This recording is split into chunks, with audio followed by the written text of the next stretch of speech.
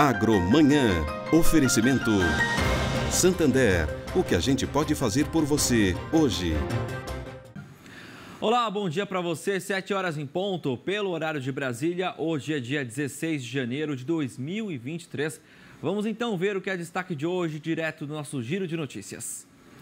Ministro de Estado do Desenvolvimento Agrário e Agricultura Familiar, Paulo Teixeira, indica Hamilton Ribeiro Mota como presidente interino da CEAGESP.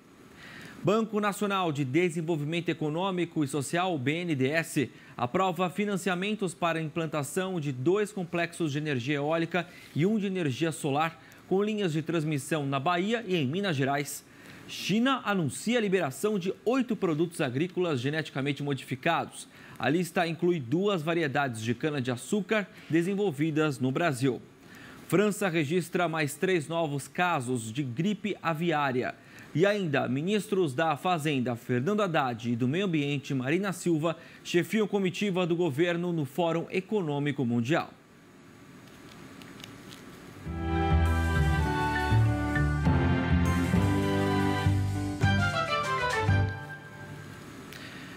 Em visita à CEAGESP, o ministro de Estado do Desenvolvimento Agrário e Agricultura Familiar, Paulo Teixeira, indicou Hamilton Ribeiro Mota como presidente interino da companhia. Desde a última sexta-feira, dia 6 de janeiro, o então presidente Coronel Melo Araújo e toda a diretoria da Companhia de Entrepostos e Armazéns Gerais de São Paulo, a CEAGESP, renunciaram ao cargo. Desde então, criou-se uma grande expectativa em relação à nova gestão. Nós somos no Conselho, nós vamos receber, será analisado por um Conselho de Elegibilidade, cumpridos todas as formalidades e as premissas para assumir o cargo.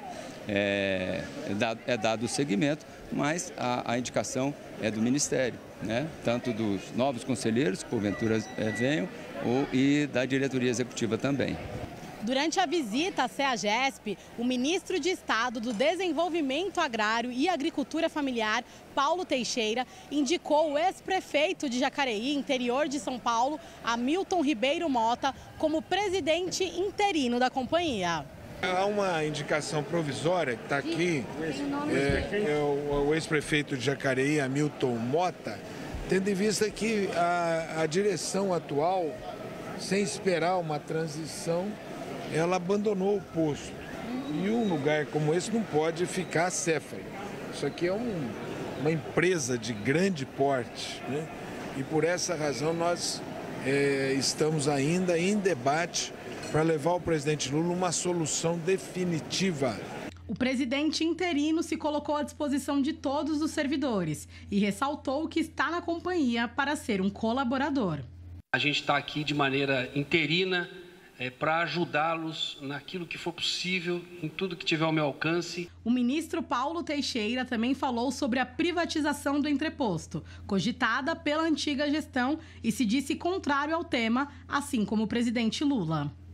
Ela sendo uma empresa lucrativa, podendo dar maiores resultados, eu não vejo sentido em privatizá-la, né? Isso não quer dizer que nós não possamos ter parcerias, né, dentro dela, né? Isso ela já tem e poderá potencializar ainda mais as suas parcerias. Além disso, Paulo Teixeira ressaltou que a integração da CEAGESP ao Ministério do Desenvolvimento Agrário e Agricultura Familiar e não mais ao da Economia contribui para estreitar ainda mais o relacionamento com o produtor rural. O que nós vamos tentar fazer daqui é desenvolver aqui um estudo para que nós possamos ter uma exploração econômica mais rentável e socialmente mais próxima do produtor. E a Companhia Nacional de Abastecimento, a Conab, deve ter um papel mais estratégico no novo governo. O presidente da estatal já foi indicado, é o gaúcho Edgar Preto, e deve assumir o cargo em 25 de janeiro. Com o desmembramento do Ministério da Agricultura, agora uma discussão nos bastidores sobre em qual pasta a Conab ficaria abrigada. E quem explica pra gente é o repórter Leandro de Souza. Quando tudo já parecia tranquilo, definido, ou seja, a Companhia Nacional de Abastecimento, comandada por um representante indicado pelos pequenos e médios produtores, também pelo Movimento dos Trabalhadores Rurais Sem Terra, no caso específico, o ex-presidente da Assembleia Legislativa do Estado do Rio Grande do Sul, o deputado estadual Edgar Preto, para comandar a companhia, houve aí, neste momento, uma certa insegurança em relação à efetivação, de fato, desses dois critérios. O indicado, o presidente da Conab, Edgar Preto, esse sim está praticamente confirmado, mas há agora uma pressão muito grande, já admitida inclusive pelos próprios técnicos do Ministério do Desenvolvimento Agrário e Agricultura Familiar, de que a pressão para que o agronegócio ele tenha de alguma forma uma parte do comando também da Companhia Nacional de Abastecimento, a Conab. De que forma isso deve ou a pressão está sendo exercida para que ocorra? É que a Conab saia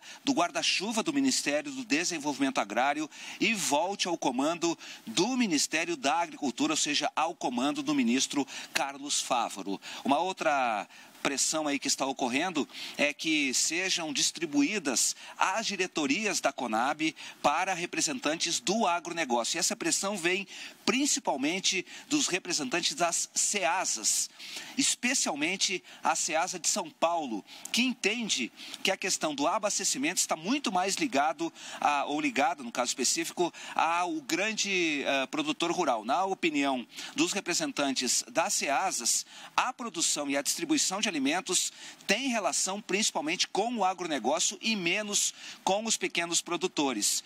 Eu conversei com o Edgar Preto, o presidente da Companhia Nacional de Abastecimento, perguntei a ele sobre essas questões, ele disse que tudo isso está colocado à mesa, naturalmente não admite que haja crise em relação a esse tema, mas admite que sim, os dois ministros, Paulo Teixeira, do Desenvolvimento Agrário, e Carlos Fávaro, do Ministério da Agricultura, Pecuária e Abastecimento, estão neste momento negociando e discutindo efetivamente a composição dos cargos de diretoria da Conab e, mais do que isso, a pressão para que a Conab mude de endereço, ou seja, saia do Ministério do Desenvolvimento Agrário e passe para o Ministério da Agricultura.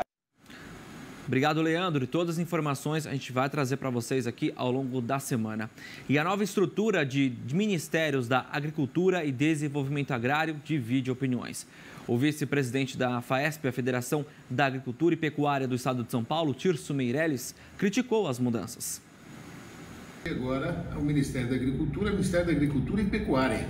Nós não temos mais abastecimento, não temos mais o aspecto de desenvolvimento da política agrícola, de um seguro, dos investimentos que precisam ser feitos, tanto do trabalho efetivo, da compensação, da sustentabilidade de pecuária, no aspecto de pastagem, floresta e agricultura, um trabalho que a gente estava fazendo do resgate das áreas desestruturadas na nossa agricultura e na nossa pecuária. Assim sendo, você pega o CAR, Cadastro Ambiental Rural, e o PRAP, Programa de Regulação Ambiental, foi para o meio ambiente, saiu de lá. A agricultura familiar saiu de lá, foi para o Ministério do Desenvolvimento Agrário.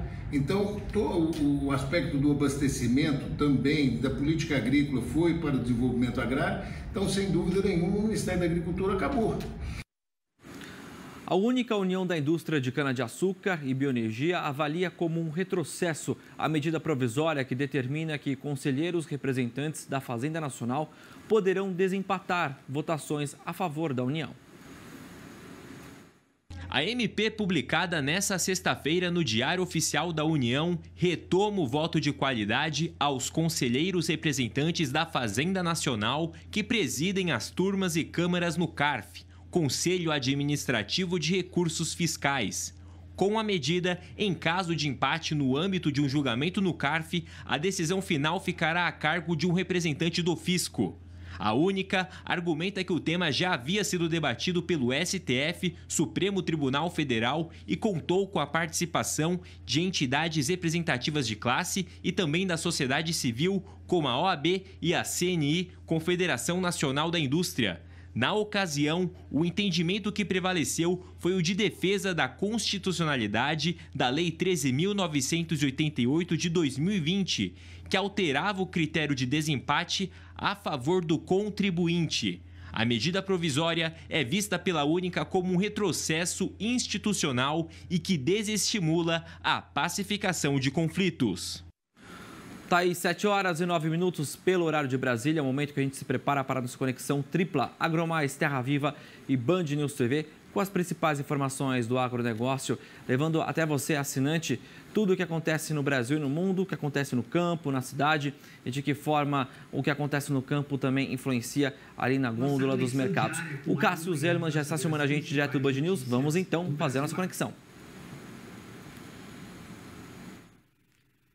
Oi, Pedro Costa, muito bom dia para você. O que você traz aí de destaque hoje do Mundo Agro? Cássio, bom dia para você, bom dia, assinante do Band News. Vamos então começar uma semana muito bem agro-informados. Olha só, alimentos e bebidas contribuíram para o crescimento da produção das agroindústrias do país em novembro. O índice calculado pela FGV Agro se recuperou depois de 6 meses seguidos de queda. Os produtos de origem vegetal foram os principais responsáveis pelo aquecimento da atividade industrial agropecuária. O crescimento da produção foi de 22%. Já o grupo de alimentos e bebidas teve uma alta de quase 8%. Em relação ao mês de outubro, o aumento da atividade foi de 0,7%, depois de 6 meses consecutivos de queda na atividade. Já a comparação com o mês de novembro de 2021, a alta foi de 3,4%. Os pesquisadores dizem que o bom desempenho no fim do ano é consequência do aquecimento do mercado de trabalho e da redução dos custos de produção. O cálculo do PINAGRO é feito a partir dos dados da pesquisa industrial mensal do IBGE. A gente segue com boas notícias porque, em decisão rara, a China anunciou a liberação de 8 produtos agrícolas geneticamente modificados. A lista inclui 2 variedades de cana-de-açúcar desenvolvidas no Brasil. Alguns dos itens da lista esperavam por liberação há mais de uma década. É o caso de uma variedade de canola e de 2 alfafas, todas resistentes ao herbicida glifosato. A China aprovou também um algodão transgênico resistente a herbicida. As autorizações para a importação desses produtos valem por 5 anos. O governo chinês liberou ainda 3 produtos transgênicos desenvolvidos no país. Entre eles, uma variedade de milho resistente a insetos e glifosato e uma variedade de soja resistente a insetos.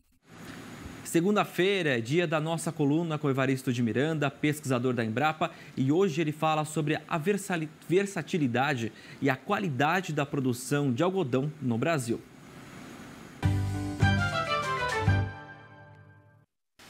Olá, que a agricultura produz alimentos, todo mundo sabe. Muita gente sabe também que ela produz muita energia, não é? Lenha, carvão, biogás, biodiesel, etanol. Mas a agricultura também produz fibras, seda, lã, celulose e, sobretudo, algodão. A demanda por algodão no mundo não para de crescer. São cerca de 35 milhões de hectares cultivados com algodão em todo o mundo. Isso movimenta algo como 12 bilhões de dólares por ano. E o Brasil é líder em produtividade de algodão, em agricultura de sequeiro, no mundo. As maiores produtividades estão aqui, graças ao nível tecnológico dos produtores brasileiros, usando variedades transgênicas, fazendo controle adequado de pragas e doenças, da fertilidade e de toda a cadeia de colheita e de processamento das algodoeiras. O Brasil é o 4º produtor mundial, o 2º exportador mundial. Pode se tornar rapidamente o primeiro, sobretudo se os Estados Unidos diminuírem suas áreas de algodão em benefício de outras culturas para eles mais rentáveis. Grande parte, 84% do algodão produzido no Brasil tem certificação de sustentabilidade. Ninguém no mundo tem um algodão tão sustentável e tão certificado como o brasileiro. Agora, o consumo de algodão é grande, não é? Em vestuário, roupa de cama e mesa, ele também entra para a indústria farmacêutica, nos hospitais, aventais, máscaras, e serve também para filtros nas indústrias. São muitas aplicações. O futuro é bom para o algodão. Escolha, se puder, ao invés de usar roupas de fibras sintéticas que vêm do petróleo, né? Seja ecológico, né? Seja algodão. Tem gente querendo taxar ainda mais a agricultura e o algodão. Se isso acontecer, rapidamente não é só o preço da comida que vai aumentar. Vai aumentar também o preço do vestuário, né? O preço do cotonete, o preço do jeans. E antes da gente se despedir, um recado para você que quer assistir ou rever o comentário do Evaristo de Miranda. É só acessar a página do Terra Viva na internet e clicar na aba Colunistas. O endereço é fácil, você já conhece, mas vamos relembrar: tvterraviva.com.br. Cássios e assinantes do Band News, com essas informações a gente encerra aqui nossa conexão, mas amanhã a gente está de volta trazendo muita informação desse setor que mais cresce no país. Tenham todos uma excelente e produtiva semana. Valeu, Pedro. Combinado, então. Então a gente volta a conversar sobre os assuntos do Brasil Agro na nossa conexão diária. Fechado. Até lá. 7h15 pelo horário de Brasília. A gente continua aqui no nosso Agro Amanhã. Você que acompanha a gente na TV, na internet, no Terra Viva e também no Agro Mais. Porque em São Paulo, a lima ácida Tahiti está em um pico de safra. E com isso o preço tem recuado de forma expressiva no mercado in natura. O levantamento feito pelo Hortifruti Cepeia mostra que este período de maior oferta começou em dezembro e deve ir até o final de fevereiro. Essa semana, com as chuvas frequentes em todo o estado paulista, dificultou a colheita da fruta. O clima não foi suficiente para sustentar os valores baixos da lima ácida. A média da semana, a caixa com 27 quilos, chegou a R$ 12,66, com uma queda de mais de 11%. Com um valor baixo, o interesse pelo mercado internacional está aumentando. A economia brasileira perdeu o ritmo de crescimento no fim do ano passado. É o que indica o Banco Central. E quem explica para a gente o motivo dessa desaceleração econômica é o nosso jornalista Felipe Gomes. A gente traz hoje o índice IBC-BR, divulgado pelo Banco Central. Esse índice foi divulgado agora pela manhã e apontou uma queda de 0,55%, na verdade, por cento. E essa queda foi mais profunda do que o esperado pelo mercado. Já para os analistas, as projeções anteriores previam uma desaceleração de 0,2%. Então, no acumulado do trimestre, encerrado agora em novembro, a queda do indicador foi de 0,68%. Com o resultado de novembro, o IBC-BR nos últimos 12 meses mostra uma variação de mais 3,15% e de mais 3,26% no acumulado de 2022. Essa desaceleração da economia ocorreu no contexto de juros altos por causa do combate das pressões inflacionárias. Então, só para a gente contextualizar e entender a importância desse índice, ele foi criado pelo Banco Central com o intuito de demonstrar como está o ritmo da economia nacional ao longo dos meses. Então, medindo aí a atividade econômica do país e assim servindo de guia para as medidas econômicas que o Banco Central acha necessário tomar naquele momento.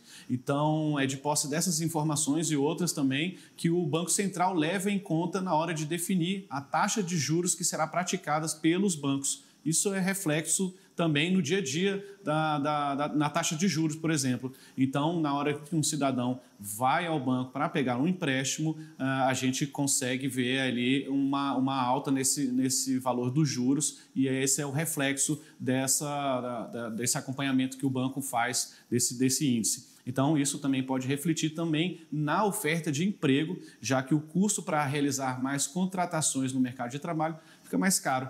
Então, esses aí são os índices apresentados pelo Banco Central de hoje, com essa margem, com essa queda de 0,55%. Valeu, Felipe. Obrigado pelas informações. E a semana começa com os mercados mais calmos. É a análise de hoje do Silmar Miller. A sexta-feira terminou com pequenas oscilações nos preços das principais commodities de interesse do Brasil. Muito por conta do feriadão nos Estados Unidos. Segunda-feira é feriado, dia de Martin Luther King. Lá nos Estados Unidos não funcionam as bolsas nem de Nova York nem de Chicago, portanto o mercado fica com uma certa falta de referência por vários dias seguidos e os investidores procuram não se expor demasiadamente a riscos num final de semana tão prolongado como esse. Portanto, as oscilações foram pequenas na sexta-feira, mas o saldo líquido semanal apresentou algumas variações interessantes que a gente vai mostrar a partir de agora. Soja, por exemplo, fechou a semana com a valorização líquida de 2,3%. O milho, mais ainda, subiu 3,2% quando comparado essa sexta-feira com a sexta-feira da semana anterior. Foram duas commodities, 2 grãos, que tiveram altas expressivas durante a semana por conta de preocupações com o clima. Começa uma preocupação cada vez maior com o clima na América do Sul. Na Argentina existe perda já na produção por conta de clima muito quente e seco.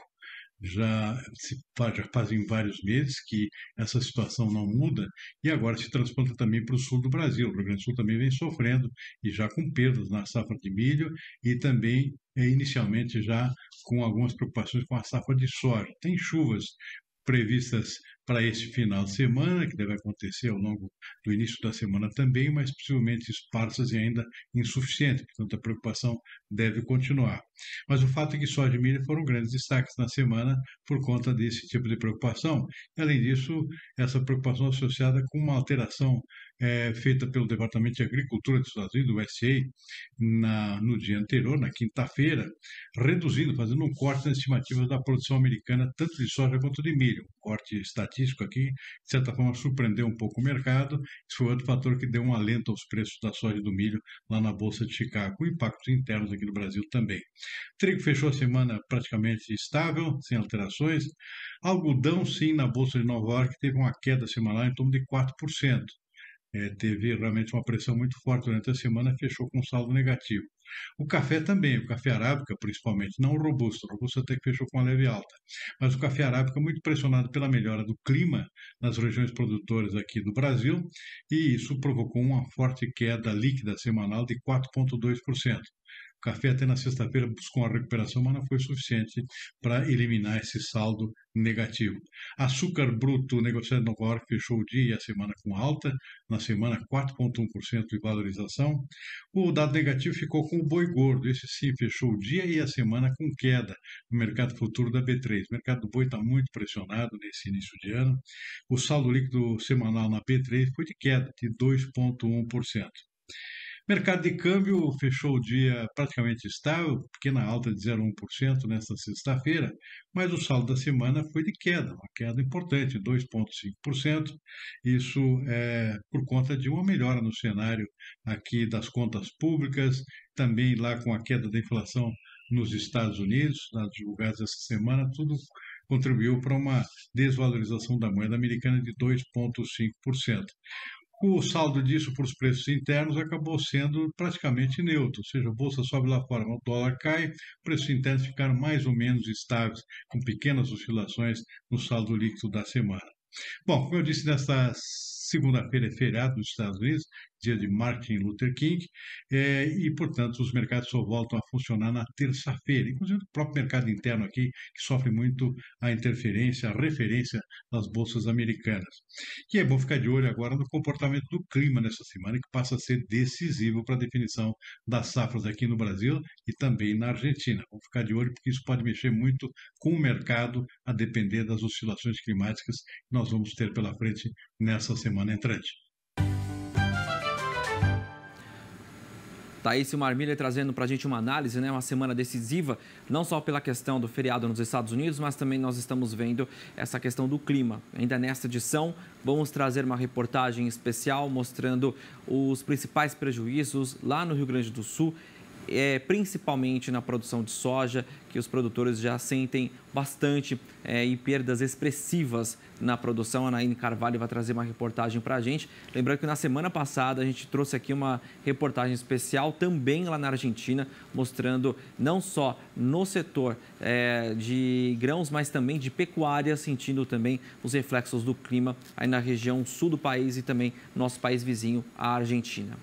E de volta aqui ao Brasil, que o mercado brasileiro de ração animal encerrou 2022 em alta.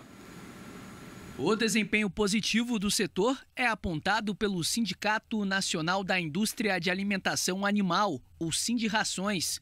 Segundo a entidade, a produção do mercado de ração animal cresceu 1,2% no ano passado, o que corresponde a mais ou menos 82 milhões de toneladas.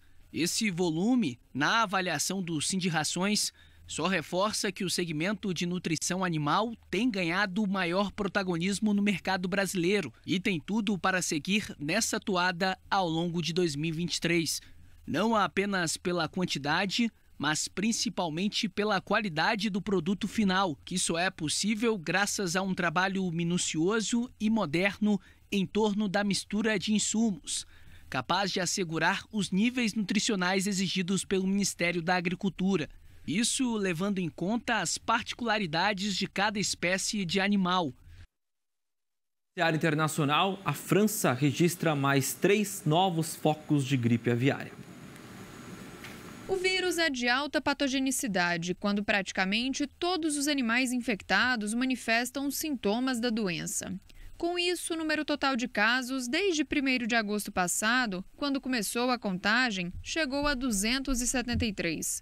Se os casos da doença crescem nos Estados Unidos, Japão, além, é claro, da Europa, a Associação Brasileira de Proteína Animal vê chance de aumento nas exportações do frango brasileiro. Para se ter uma ideia, na última terça-feira, o ministro da Agricultura do Japão informou que a expectativa é de que 10 milhões de aves sejam abatidas devido aos casos recentes registrados.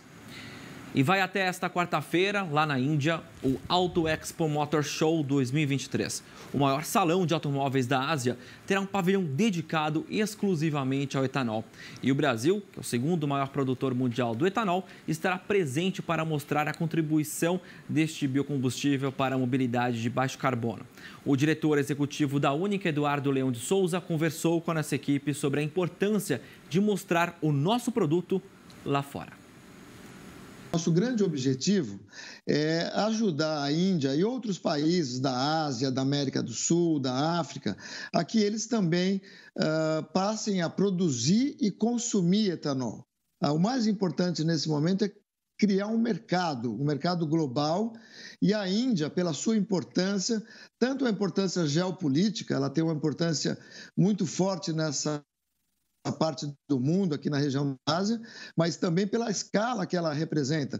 Nós estamos falando de um país que tem 1 bilhão e 400 milhões de pessoas. Então, nesse primeiro momento, o mais relevante é realmente a abertura, a criação de um mercado. E, num segundo momento, obviamente, isso vai gerar oportunidades de negócio seja para exportação de etanol, seja para exportação de tecnologia, de máquinas, equipamentos, enfim, é um mercado muito grande que se abre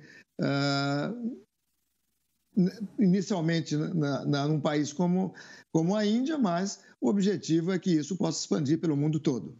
A Índia hoje se constitui num dos países em que o etanol pode ser uma importante solução. Primeiro, a Índia ela é uma das maiores emissoras de gases de efeito estufa do mundo. É o 4º país que mais emite CO2. Segundo, a Índia tem um problema de poluição nas grandes cidades extremamente grande. Boa parte das cidades mais poluídas do mundo se encontra aqui na Índia. E o etanol pode reduzir significativamente a emissão dos materiais particulados que causam poluição, causam mortalidade precoce, doenças. E, finalmente, a Índia tem uma dependência enorme do petróleo importado hoje. Mais de 80% da sua demanda de petróleo e derivados são importados. Então, o etanol pode, acima de tudo e além de tudo, contribuir para a segurança energética daqui desse país. No Brasil, e não só no Brasil, em várias partes do mundo, existe uma diferença de tributos entre os combustíveis fósseis e os renováveis. Geralmente, para que você privilegie o uso de combustíveis renováveis e a sociedade possa se beneficiar disso, o tributo dos renováveis é mais barato do que os fósseis. E sempre foi assim no Brasil. O etanol tinha um tributo mais baixo do que a gasolina, e quando você zerou tudo, você nivela tudo da mesma forma. Então, o nosso trabalho é no sentido de garantir que permaneça esse diferencial e que possa oferecer os incentivos necessários para que a população possa usufruir dos benefícios de um combustível renovável. Tá aí uma excelente iniciativa. Bom, a notícia agora não é muito boa. As equipes de busca e resgate encontraram as caixas pretas que possuem os gravadores de voz da cabine e de dados do voo do avião que caiu no Nepal ontem, com 72 pessoas a bordo. Até o momento, 68 mortos foram encontrados. Este é o pior acidente aéreo no país em 30 anos. O voo decolou de Katmandu, capital do Nepal, para a segunda maior cidade daquele país. O avião caiu momentos antes do pouso. De acordo com os jornais locais, 3 pessoas foram resgatadas e levadas ao hospital. Um comitê para investigar o acidente foi formado pelo governo, que já instruiu as autoridades a realizar uma inspeção técnica de todos os voos domésticos do país. A companhia aérea IAT cancelou todos os voos para esta segunda-feira. A gente continua com os destaques internacionais. O primeiro-ministro de Israel, Benjamin Netanyahu, minimizou neste domingo os protestos de sábado, que reuniram 80 mil israelenses críticos à reforma da Suprema Corte do país apresentada pelo governo. Netanyahu disse que, durante reunião com os ministros, que a maior manifestação popular são as eleições. Ainda falou que a gestão dele tem legitimidade para avançar com a criação de um comitê para revisar nomeações ao tribunal. A proposta também dá ao parlamento poder para anular as decisões. Para os críticos, as reformas prejudicariam a independência judicial. Já Netanyahu, o protesto restaurará de volta a confiança dos israelenses na Suprema Corte. 7h31, pelo horário de Brasília. O Agromanhã volta daqui a pouco. Você vai ver a seguir: produção mundial de café é estimada em um pouco mais de 167 milhões de sacas de 60 quilos pela Organização Internacional do Café. E ainda já estão em vigor os novos padrões de classificação para o café torrado vendido aqui no Brasil. Os detalhes em instantes aqui no Agromanhã.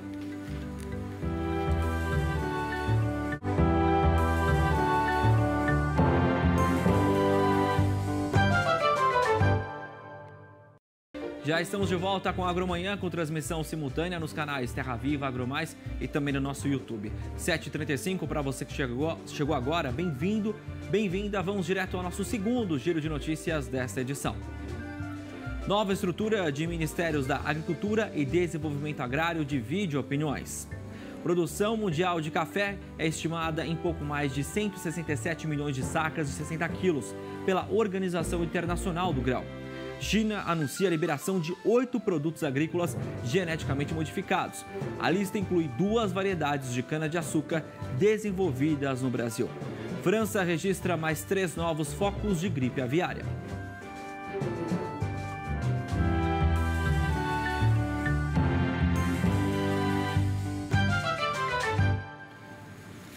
A gente abre este bloco com destaque para a política. O ex-ministro da Justiça e ex-secretário de Segurança do Distrito Federal, Anderson Torres, foi preso no sábado e deve prestar depoimento nos próximos dias à Polícia Federal. Ele segue detido em um batalhão da Polícia Militar. Anderson Torres embarcou no aeroporto de Miami escoltado por policiais americanos. Assim que chegou a Brasília, o ex-ministro da Justiça de Jair Bolsonaro e ex-secretário de Segurança do DF foi preso pela Polícia Federal. Do aeroporto, foi levado direto para o 4º Batalhão da Polícia Militar no Guará. A ordem de prisão foi dada na terça-feira pelo ministro do Supremo, Alexandre de Moraes. O pedido foi feito pela PF 2 dias depois de extremistas invadirem e destruírem a sede dos 3 poderes em Brasília. Anderson Torres é investigado por não ter agido para impedir os atos de vandalismo. O então secretário de Segurança teria sido avisado 2 dias antes da possibilidade de invasão pelos órgãos de inteligência da própria secretaria que comandava. Além de omissão, Torres também é investigado por tentativa de golpe. A minuta de um decreto de estado de defesa, que tinha como alvo o Tribunal Superior Eleitoral, foi encontrada na casa do ex-ministro da Justiça durante uma operação da Polícia Federal na última terça-feira. O decreto teria como objetivo cancelar o resultado das eleições presidenciais de outubro, que deram a vitória a Lula, e intervir no TSE, o que é inconstitucional. O Supremo Tribunal Federal quer saber por que essa minuta estava na casa de Torres e quem redigiu o documento. Anderson Torres foi submetido a uma audiência de custódia comandada por um juiz auxiliar do gabinete do ministro Alexandre de Moraes. O ex-ministro da Justiça vai continuar preso no batalhão da Polícia Militar de Brasília. A decisão já era esperada porque a prisão foi confirmada por 9 dos 11 ministros do Supremo Tribunal Federal. Na audiência, Torres confirmou que publicou nas redes sociais, enquanto estava fora do Brasil, que o ex-presidente Jair Bolsonaro não tem participação na minuta de tentativa de golpe e que documentos semelhantes já haviam sido entregues a ele enquanto era ministro da Justiça. Também reafirmou aos investigadores a intenção de destruir os documentos por não dar importância a eles. A defesa de Anderson Torres já pediu ao STF que reconsidere o decreto de prisão e ele responda ao inquérito em liberdade. O ex-presidente Jair Bolsonaro e o governador afastado do DF, Ibanez Rocha, também são investigados a pedido da Procuradoria-Geral da República por suspeita de envolvimento nos atos de terrorismo em Brasília. Bolsonaro está nos Estados Unidos desde o dia 30 de dezembro e não tem data para voltar. Segundo procuradores, ele teria incitado seguidores a novos atos de vandalismo em um vídeo publicado 2 dias depois da depredação em Brasília. O vídeo foi retirado das redes sociais. Por meio do advogado, Bolsonaro negou qualquer participação nas invasões e na tentativa de golpe. Caberá agora ao Ministério Público Federal analisar as provas recolhidas e decidir se denuncia, arquiva ou pede mais investigações sobre o caso. Já Ibanez Rocha prestou depoimento à Polícia Federal. Disse que o plano de segurança foi sabotado por alguns agentes e, por isso, o número de policiais não foi suficiente para evitar a destruição. O assunto também foi abordado pelo atual ministro da Justiça. Sem a adesão de integrantes das forças de segurança de um modo geral, óbvio que o dia 8 não teria ocorrido. Então nós estamos diante de uma rede que nós não sabemos ainda a extensão, que infelizmente envolveu a participação voluntária ou por omissão de agentes de segurança pública de um modo geral, federais e distritais. Hoje, Flávio Dino criticou a nomeação de Anderson Torres como secretário de Segurança. Afirmou que ele já tinha antecedentes ruins e que nomeá-lo para o cargo foi um erro político de Ibanez. Todos sabem do meu trabalho junto à Ordem dos Advogados. De volta ao agronegócio, a produção mundial de café foi estimada em um pouco mais de 167 milhões de sacas de 60 quilos pela Organização Internacional do Café. Já o consumo global está previsto em 170,3 milhões de sacas para o período de outubro de 2022 a setembro de 2023. O que indica alta de 3,3%. Se confirmado, o consumo mundial de café deverá ser maior do que a produção mundial nos próximos meses. E já está em vigor os novos padrões de classificação para o café torrado vendido no Brasil. As informações sobre a qualidade do produto virão indicadas na embalagem. É uma paixão dos brasileiros. Representa a questão da convivência, a questão cultural, a questão do relacionamento. Para os consumidores que estão cada vez mais seletivos, uma boa notícia. O café torrado no Brasil terá novos padrões de classificação, com regras estabelecidas pelo Ministério da Agricultura. Agora, algumas informações deverão ser indicadas na embalagem, como o registro, a classificação, se é tradicional, gourmet ou especial, a espécie ou origem do café, o ponto de torra e se é fora de tipo, que é quando o produto não atinge as quantidades mínimas de cafeína, por exemplo. Na prática, será mais fácil para o consumidor saber identificar o tipo de café comprado. Eu acho que é muito importante porque, na verdade, o consumidor ele fica dependente da prova, né? Eu acho que isso é bacana também se conhecer. O objetivo da medida, segundo o Ministério da Agricultura, é garantir a qualidade a todos os tipos de cafés. O prazo para as indústrias se adequarem às normas é de 1 ano e meio. Sobe a regra da qualidade. E os nossos associados industriais de café, que já entregam um café de boa qualidade aos nossos consumidores, entregarão um café cada vez melhor. A gente viu agora, né, diversos pontos de venda, porque se tem quem coma na rua, tem quem venda, né? Por isso nós vamos conhecer agora a história de uma empreendedora que durante 25 anos trabalhou como empregada doméstica e hoje é dona do próprio negócio. Uma cafeteria num ambiente muito charmoso lá em Brasília. É o que a gente acompanha agora na reportagem de Marcelo Gonçalves e Bruno Amorim, do canal Empreender.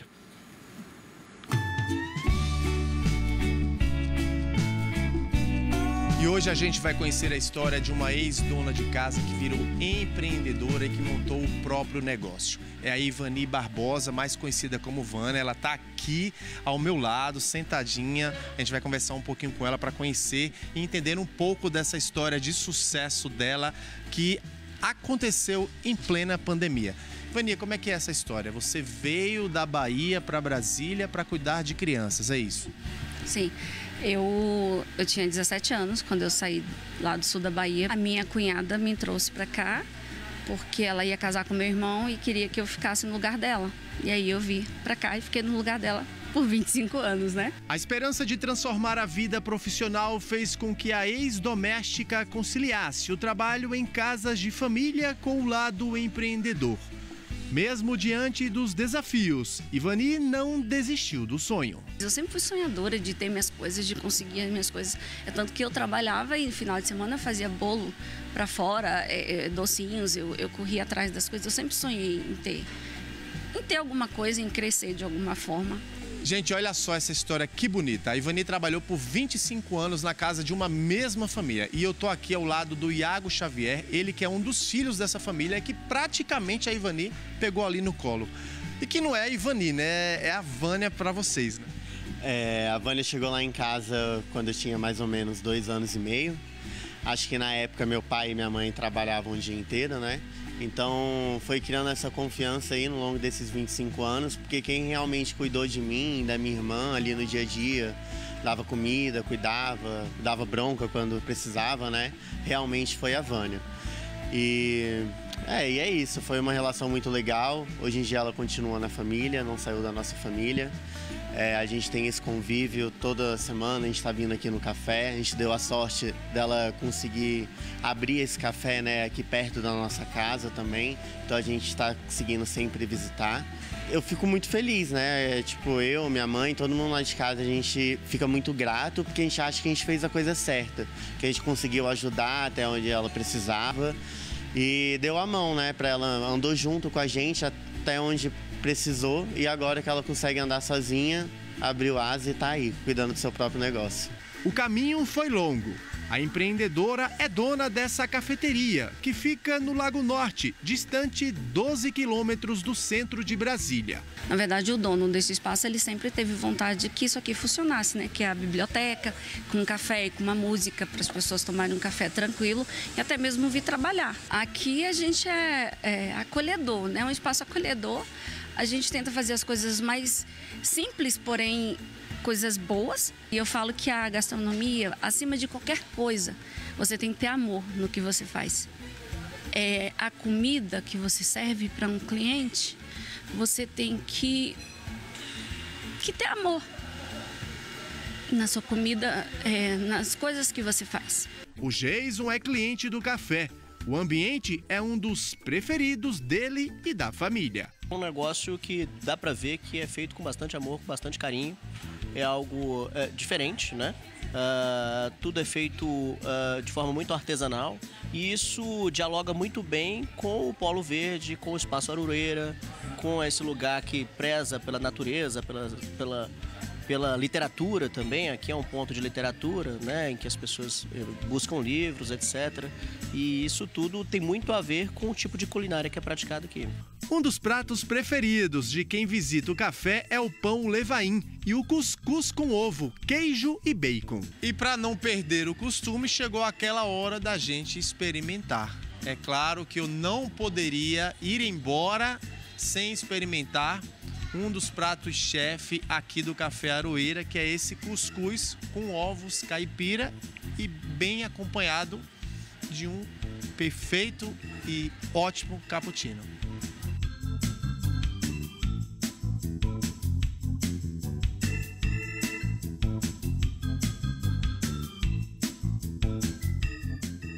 A empresária Ivani é um exemplo de que não se deve desistir.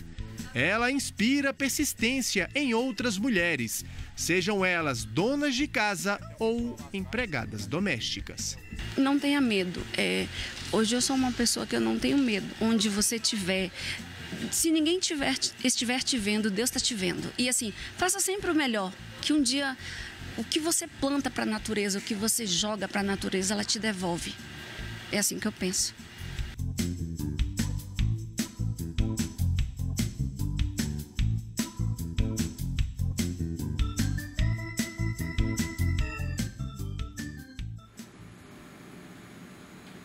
Tá aí uma excelente matéria do nosso canal Empreender.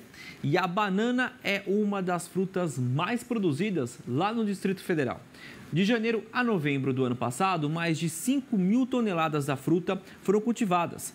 A bananicultura faz parte da vida de muita gente lá no DF e a gente acompanha agora na reportagem. A vida do seu Valdir é dentro do campo. Descendente de produtores rurais, ele segue a tradição familiar.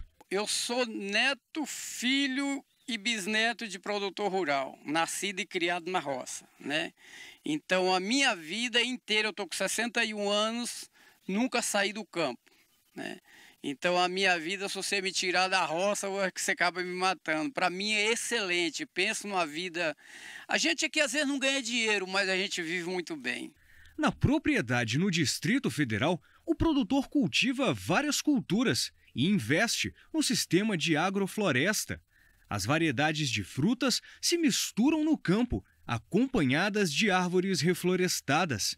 Para o produtor, as combinações agroflorestais são quase ilimitadas. Eu já era apaixonado pela natureza, por plantar. Depois que eu descobri que eu podia plantar e preservar, me apaixonei muito mais.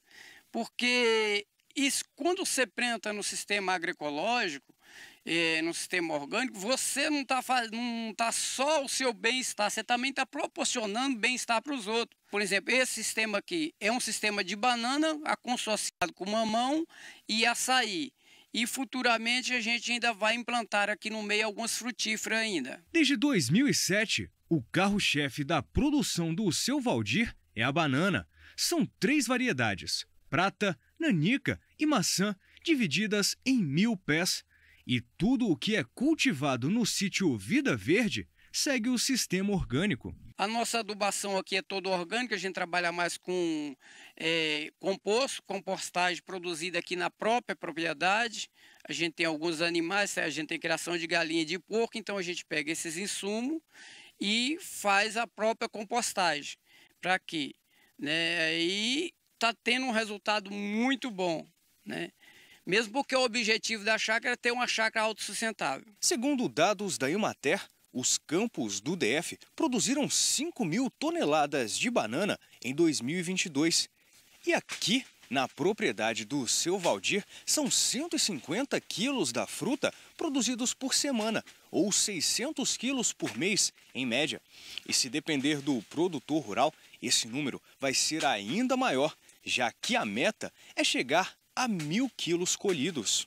A gente fala que vai plantar açaí, mas acontece que a gente vai entrar com a banana no meio do açaí, não o açaí no meio da banana. Né? A gente está plantando aí 400 covas de banana e 400 covas de açaí. Segundo a Emater DF, são 232 hectares de bananas plantados no Distrito Federal. A banana é a fruta mais consumida no país e no Distrito Federal não é diferente. E com isso temos produtores de banana aqui na nossa região. Eles percebendo esse consumo, né, grande de banana, dessa fruta, eles também produzem. A banana é uma fruta bastante versátil, tem vários tipos, digamos assim, prata, nanica, terra. Também é possível produzir em sistemas convencionais, sistemas orgânicos e até mesmo na formação de agrofloresta. E no país, os produtores de banana tiveram um ano de altos e baixos em 2022. Segundo a Associação dos Bananicultores do Vale do Ribeira, Abavar, alguns fatores, como a guerra na Ucrânia e fatores climáticos, seguraram o crescimento da produção nas regiões Sudeste e Sul. E a banana, ela precisa de temperaturas mais altas, precisa de sol, e tivemos um longo período de pouca sol para a nossa região aqui e um inverno muito prolongado. Então tivemos aí esse problema do inverno prolongado, os preços aí que não podemos dizer que foram ruins para os produtores em 2022, mas poderia ter sido melhor se não fosse essas intercorrências que aconteceu durante o ano. E para o próximo ano, agora de 2023, esperamos que volte a dar uma estabilidade nos fertilizantes, que não venha mais abater aquele preço alto que deu no início do ano de 2022. E para o seu Valdir, as bananas que ele vende são mais do que frutas. Porque o nosso plantio aqui, ele é todo agroecológico, dentro de todo o sistema de regra de produtos orgânicos. Então é uma banana bonita, saudável, né? E doce, agradável se alimentar com ela. 7h52, vamos para um rápido intervalo. Na volta, você vai ver que os produtores, né, de soja lá do Rio Grande do Sul estão sofrendo com a falta de chuvas na região. E ainda tem a previsão do tempo para todo o Brasil. Neste exato momento temos imagens aqui da capital paulista, 24 graus em São Paulo. A máxima do dia deve chegar na casa dos 31. A Karine Gama chega com as informações para a gente, não só aqui da capital, mas também para todo o nosso Brasil. Voltamos já.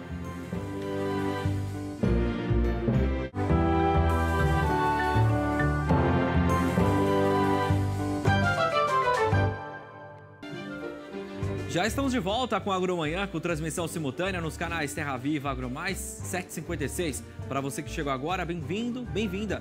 Vamos direto ao nosso terceiro e último giro de notícias desta edição. Pesquisa mostra potencial de desenvolvimento da economia verde lá no DF. O mapa do emprego verde na capital do país apresentou crescimento de 5,8% nos últimos 10 anos. Chuva deixa a cidade de São Paulo em estado de atenção para alagamentos neste domingo. Produtores de soja do Rio Grande do Sul sofrem com a falta de chuva na região. No sul de Minas Gerais, as chuvas do mês de janeiro estão acima da média e trazem preocupações para os cafeicultores.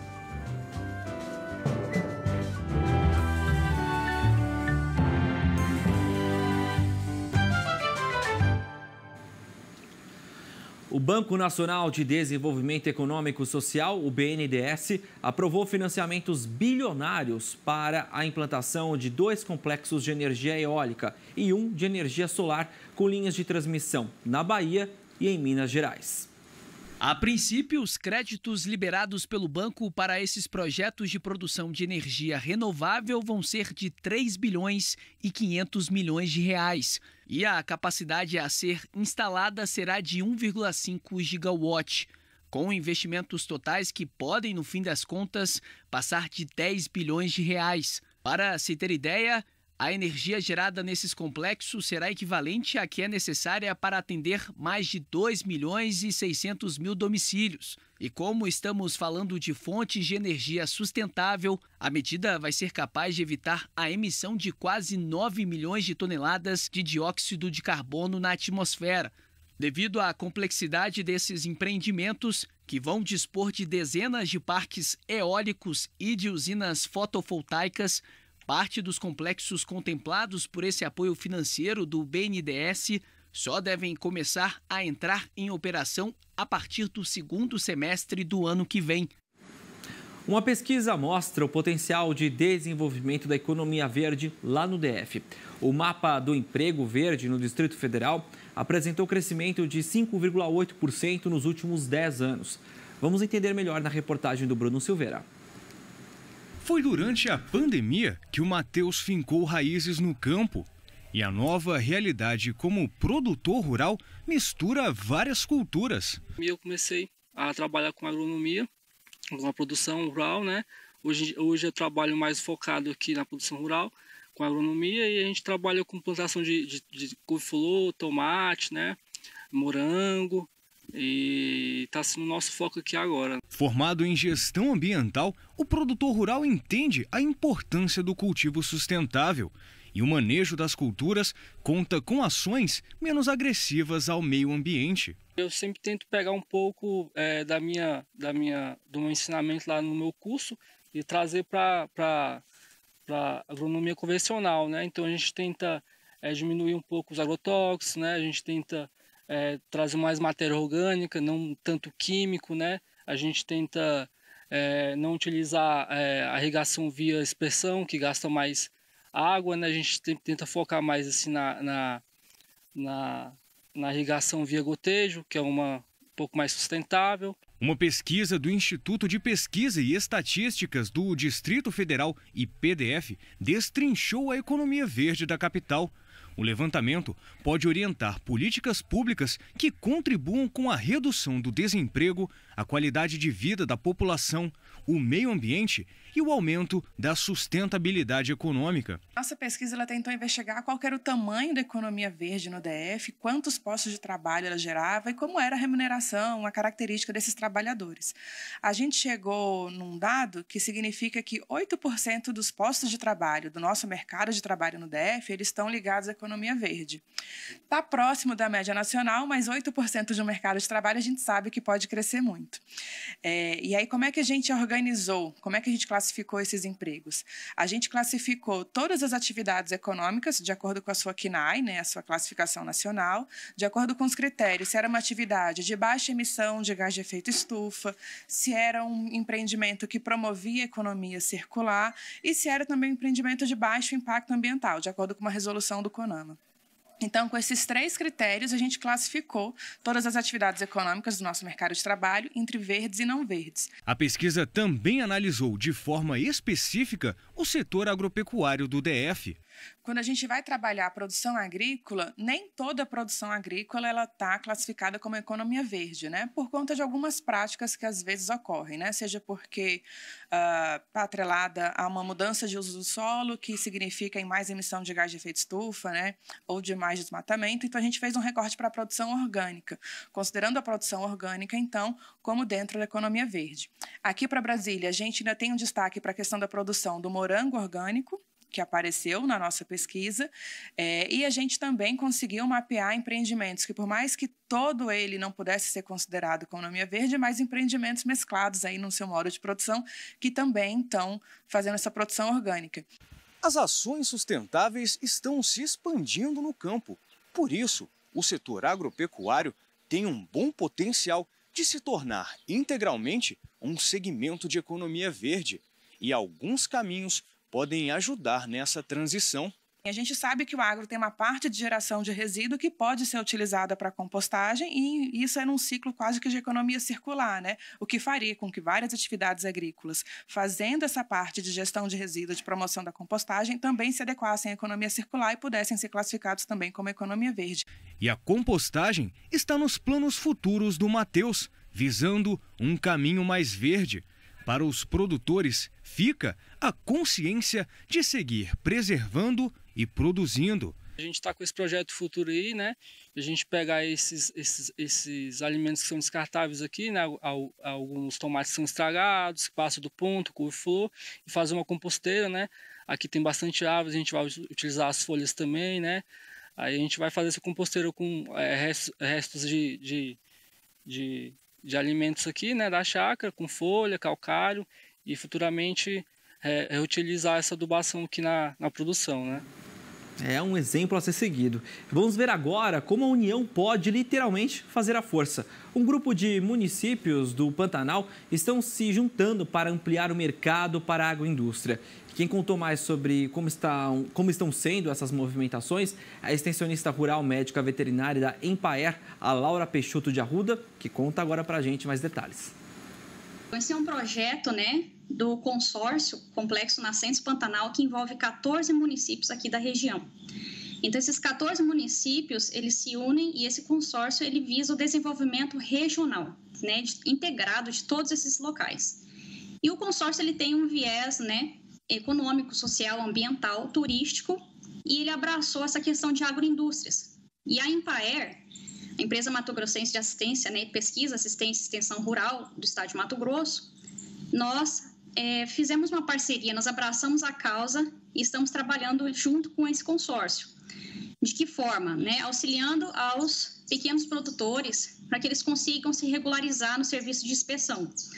Antigamente só tinha a opção do produtor ele regularizar a agroindústria dele informal no serviço de inspeção do município, que restringe o comércio apenas dentro do seu pequeno município. Então, como esse produtor tem que fazer um investimento na agroindústria, às vezes não compensava para esse produtor investir numa localidade, um município muito pequeno, que talvez não conseguiria abranger toda a produção dele. E nisso, também o fator de algumas prefeituras não terem o médico veterinário contratado, concursado no serviço de inspeção do município, dificultava. Às vezes o produtor queria se regularizar e não tinha o veterinário atuante no serviço de inspeção do município. Então, o consórcio abraçou isso, a médica veterinária Carolina do consórcio começou a integrar e fazer funcionar isso dentro dos 14 municípios do consórcio. Então, esse consórcio ele conseguiu a equivalência, primeiro, do serviço de inspeção municipal, e esses produtores que se cadastraram e conseguiram adequar a esse serviço de inspeção, puderam comercializar o produto deles dentro desses 14 municípios. Aqui no município de Cáceres, nós temos uma agroindústria de mel, que é o apiário do Tubino, que era uma agroindústria familiar, que visa justamente essa questão da sustentabilidade, um mel pantaneiro, mel de excelente qualidade, que é de florada nativa, mista, silvestre do Pantanal. E essa agroindústria está tudo certinho, todos os requisitos que são exigidos e que garante que o mel seja um mel de excelente qualidade, que não tenha praticamente o mesmo mel que você tira lá da colmeia, do favo, é aquele mel quase que a gente está conseguindo consumir ele. Então, todo esse processo de beneficiamento desse mel, ele está dentro de todas as práticas adequadas que o serviço de inspeção solicita, que garanta que esse é um produto de qualidade que não vai oferecer risco nenhum para a saúde do consumidor. Então, um mel de excelente qualidade. Nós temos também pequenos produtores, tem um produtor de ovos, de ovos em natura, também, que faz parte já com o selo do Serviço de Inspeção Municipal via consórcio, que também vai pleitear o CISB. Nós temos outras pequenas agroindústrias nos municípios aqui da região, como em Mirassol do Oeste, temos o Queijos Vitória, em Curvelândia nós temos o Queijo do Ratinho. No sul de Minas Gerais, as chuvas do mês de janeiro estão acima da média e já trazem preocupações aos cafeicultores.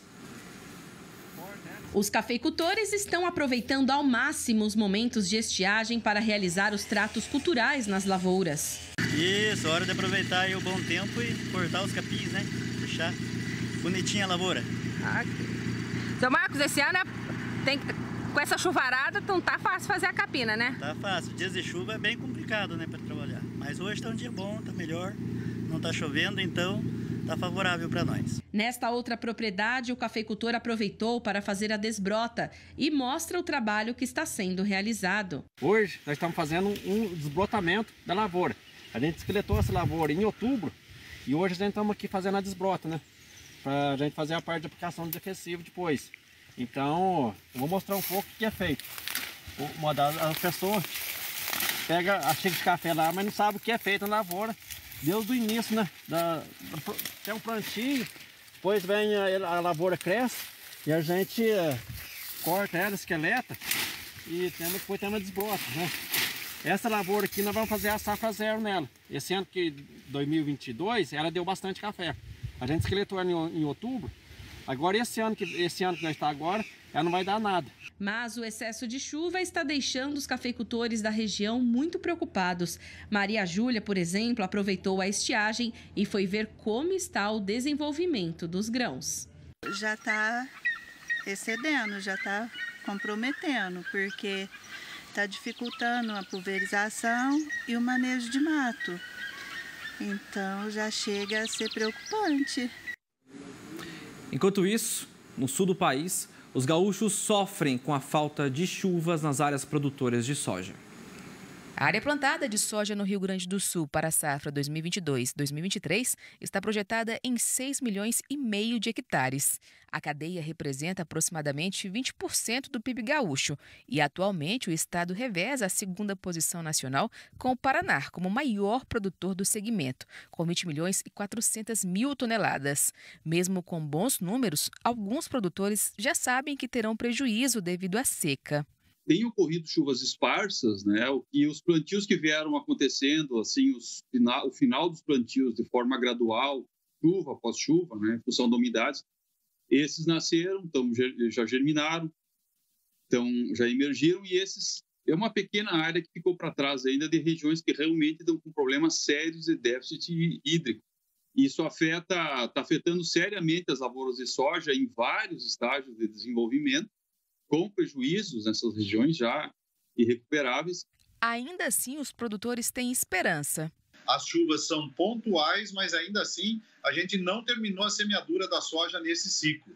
E o produtor ainda está com uma esperança até 30 de janeiro, mesmo que a soja não tenha mais condições de seguro ou coisa assim para a safra agrícola, de ele colocar esse grão no chão, já que tivemos uma estiagem no ano passado e estamos com o caixa no vermelho. Então, é olhar para cima e esperar que chova. Na safra passada, a seca na região sul provocou uma quebra na produção de soja. E para especialistas, a estiagem restrita ao extremo sul afeta a safra de milho. Principalmente o milho, né, que não há mais o que fazer, vem a chuva que vier, o prejuízo está consolidado, em algumas regiões é 100%, em outras regiões é 30%.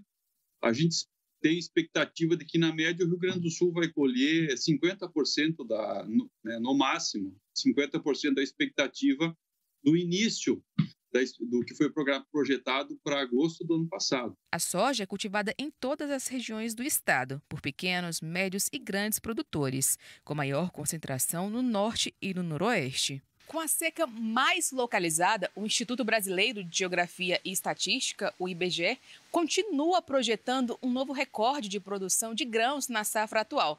A safra de 2022 já havia sido recorde, apesar da quebra na produção da soja. A estimativa é de que a produção seja 12% maior que 2022. Para 2023, no total, o país deve colher, neste ano, 296,2 milhões de toneladas de grãos, um aumento de 0,8% em relação ao que nós divulgamos no mês anterior, e um crescimento de 12,6% em relação ao que nós produzimos em 2022, ou 33,1 milhões de toneladas a mais. Para a soja, foi estimada uma produção de 148,4 milhões de toneladas, um crescimento mensal de 1,3%. E um aumento de 24,1% em relação ao que foi produzido em 2022. 8 horas, 12 minutos, imagens aqui ao vivo da capital paulista. Neste momento, nesta segunda-feira, o trânsito um pouco mais intenso, né? O pessoal terminando as férias, já começando a rotina do dia a dia aqui na capital. A gente vê o tempo parcialmente nublado nesta manhã de segunda. Temperatura agora na casa dos 24 graus e vai subir ao longo do dia. Domingão foi ensolarado, muito abafamento. Nós tivemos aí a capital paulista em estado de atenção no domingo também em relação às chuvas. A gente sabe que essa chuvarada está chegando de forma mais intensa, trazendo as características da estação do verão. A Karine Gama já falou para a gente ao longo da semana passada exatamente isso que nós estamos presenciando agora. A gente está vendo, né, na região sudeste essa chuvarada, principalmente lá no sul de Minas. E a gente traz agora para vocês como é que fica o tempo para todo o nosso país. Vamos à nossa vinheta.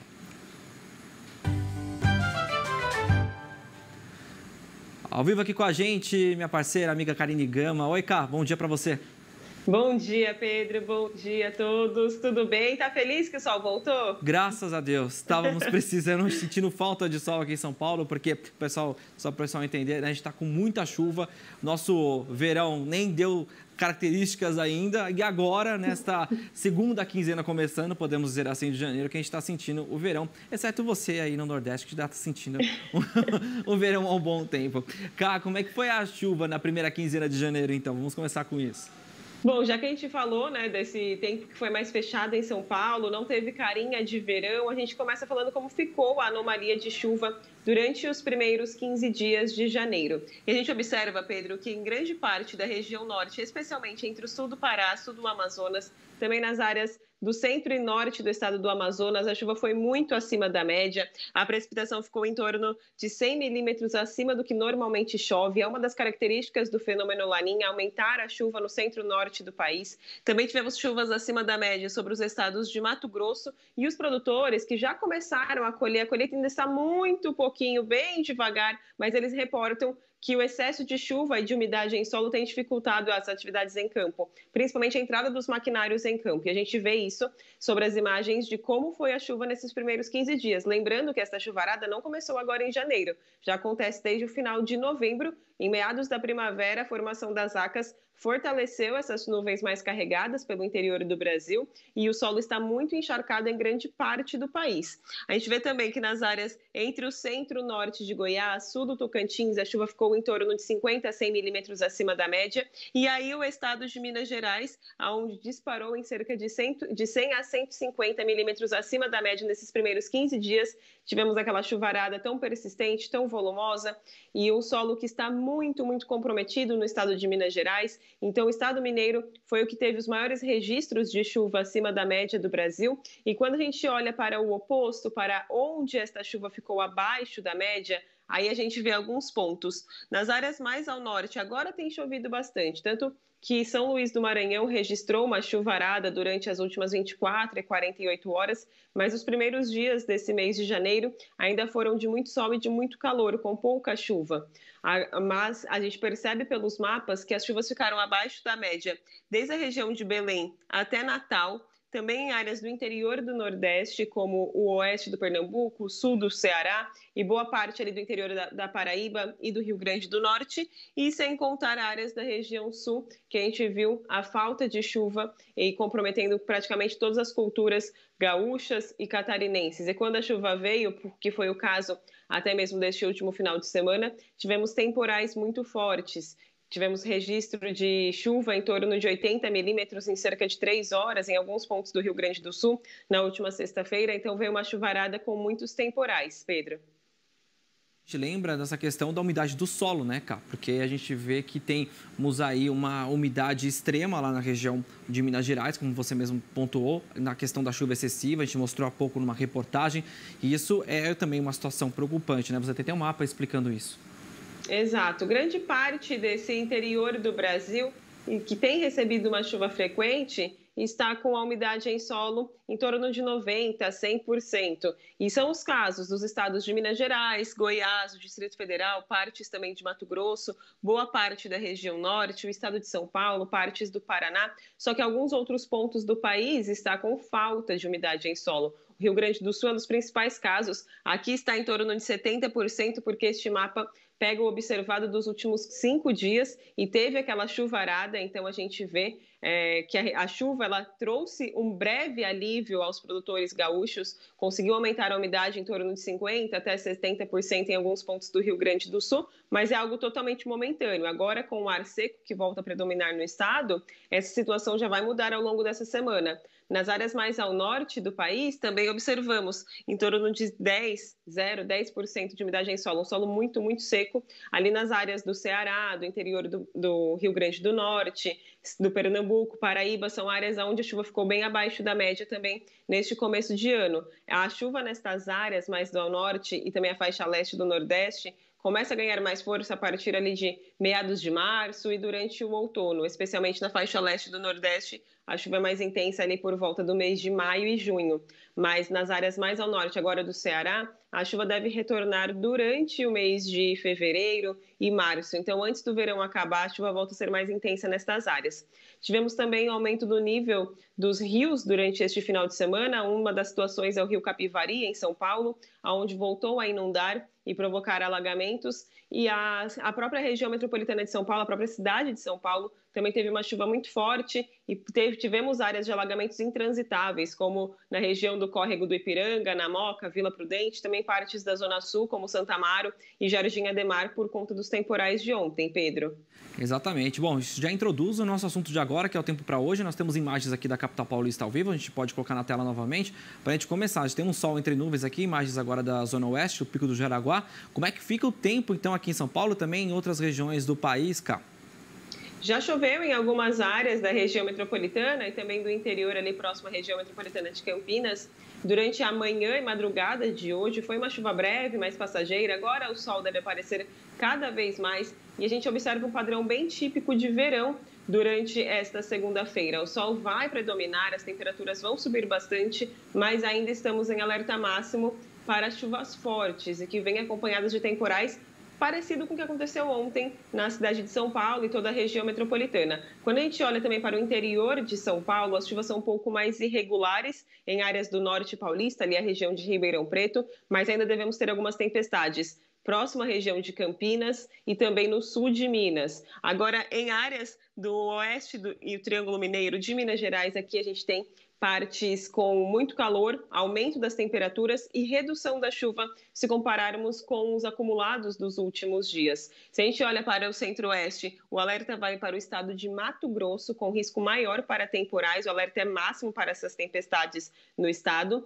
e as regiões norte e nordeste vão registrar os maiores volumes de chuva desta segunda-feira e desta semana. Os estados do Amazonas, Pará, Amapá, Maranhão e também o norte do Piauí deve ter acumulados em torno de 50 a 100 milímetros no decorrer dessa semana e um risco bem alto para tempestades. Rondônia, os produtores ainda reportam a falta de chuva e tem chovido nas áreas mais ao norte de Rondônia, bem próximo ao Amazonas. Na metade sul, a região de Vilhena, realmente a chuva não chega com muita intensidade.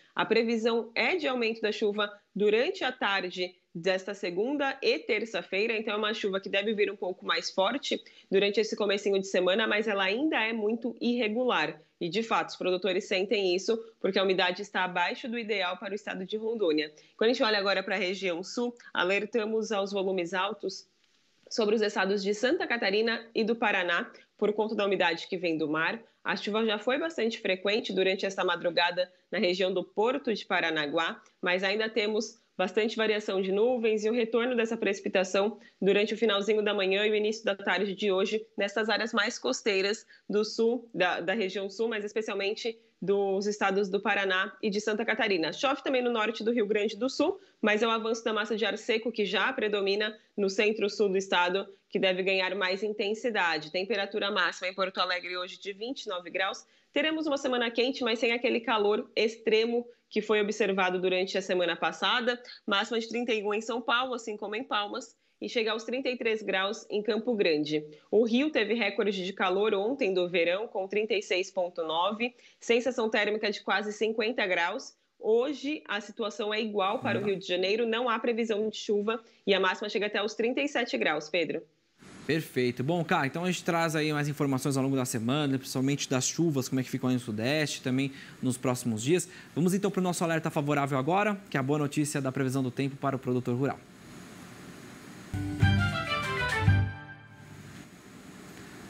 A gente traz então um destaque para chuvas, né? Traz também Diamantina, Minas Gerais. Como é que fica o tempo, Cá? Bom, a cidade de Diamantina, no Vale de Jequitinhonha, assim como muitos outros municípios próximos, tiveram acumulados muito altos nestes últimos dias e nos últimos meses. Eu trouxe aqui como foi observado dos últimos 7 dias, que chegou a 190 milímetros de chuva registrada, e agora os produtores eles têm um solo bastante encharcado, muito úmido, mas eles conseguem retomar as suas atividades em campo e também as próprias plantas recebem mais horas de sol, porque a chuva vai diminuir, até temos previsão de pancadas mais rápidas, mais isoladas a partir de amanhã, mas é uma chuva que não deve passar dos seus 40 milímetros e as temperaturas passam dos 30 graus. Então, também o pessoal de Minas Gerais que não aguentava mais toda esta chuvarada e que já tinha registrado aumento de doenças por conta de toda esta chuva, terá pelo menos uma semana agora de um tempo mais aberto, mais ensolarado e com pouca precipitação. Isso é válido também para as demais áreas de Minas Gerais, exceto o Triângulo Mineiro, que tem chuva um pouco mais persistente. Pedro. Perfeito. Karine Gama trazendo para a gente prestação de serviço, notícias sobre o tempo, tudo para o nosso produtor ficar em dia e sempre seguir com os trabalhos no campo de forma segura e assertiva. Valeu, Cá. Bom dia para você. Até amanhã. Obrigada. Para você também. Até amanhã. Até mais. Bom, eu também me despeço de vocês. Amanhã a gente está de volta com mais informações para vocês no Agromanhã a partir das 7 horas. E você continua muito bem agroinformado nas programações dos canais Terra Viva e Agromais. Tenham todos um excelente e produtivo dia e até amanhã. Tchau, tchau.